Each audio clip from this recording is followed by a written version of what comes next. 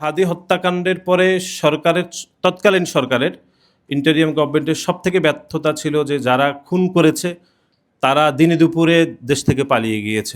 হাদি হত্যাকাণ্ড অত্যন্ত এই গণঅভ্যুত্থানের পরে সবথেকে মর্মান্তিক একটি ঘটনা এবং আমাদেরকে ব্যক্তিগতভাবে খুবই কষ্ট দিয়েছে।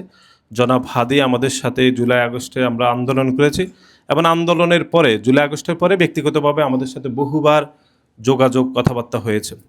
কিন্তু হাদি হত্যাকাণ্ডের পরে তৎকালীন সরকারের ইন্টারিয়াম গভর্নমেন্টের সবথেকে ব্যর্থতা ছিল যে যারা খুন করেছে তারা দিনে দুপুরে দেশ থেকে পালিয়ে গিয়েছে। আমি মনে করি বর্তমান সরকার অত্যন্ত সফলভাবে ডিপ্লোম্যাটিক ইনিশিয়েটিভ নিয়ে তাদেরকে সেই দেশে গ্রেপ্তার করতে সক্ষম হয়েছে এবং আমি মনে করি এটি সরকারের সফলতা। কিন্তু আপনারা দেখবেন যে তারা গ্রেপ্তার হওয়ার পরেও আমরা দেখলাম ইনকিলাব মঞ্চ এমনকি জামাত বা শিবিরের নেতৃবৃন্দরা সরকারকে কিন্তু ধন্যবাদ দেয়নি, তারা বরং রাজনৈতিক উদ্দেশ্য হাসিলের জন্য চুপ থেকেছে অথবা তারা এটাকে ভিন্ন ন্যারেটিভ তৈরি করছে। আমরা আমাদের ছাত্রদলের পক্ষ থেকে আমরা সবসময় বলেছি হাদির হত্যাকাণ্ড যারা গ্রেপ্তার হয়েছে ভারতে, তারপরেও আমরা বলেছি যে অবশ্যই খুনিদেরকে দেশে এনে বিচার নিশ্চিত করতে হবে এবং যত দ্রুত তাদেরকে বন্দি বিনিময় চুক্তির মাধ্যমে, যেহেতু আমাদের একটা চুক্তি রয়েছে, স্বদেশে প্রত্যাবর্তন করা যায়, এই জন্য আমরা সরকারের নিকট দাবি জানিয়েছি। তো এটি একটি রাজনৈতিক বিষয়। যা হোক, আমি ব্যক্তিগতভাবে মনে করি যে নোয়াখালীর সাংবাদিকরা, বিশেষ করে নোয়াখালী প্রেস ক্লাব, আপনারা সকলে ঐক্যবদ্ধ থাকবেন।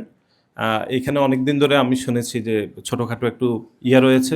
আমি মনে করি আমরা জেলা হিসাবে আমরা এত বেশি সমৃদ্ধ, এত বেশি উদার, আমাদের সমুদ্রের মতো মন থাকতে হবে। আপনারা যদি ঐক্যবদ্ধ থাকেন তাহলে ইনশাল্লাহ আমি মনে করি যে আগামী, যেহেতু ঈদ শেষ হয়েছে, আমি তথ্যমন্ত্রীকে আগামী 2 থেকে 3 মাসের মধ্যে আমাদের নোয়াখালীতে নিয়ে আসার আমি সর্বোচ্চ চেষ্টা করব।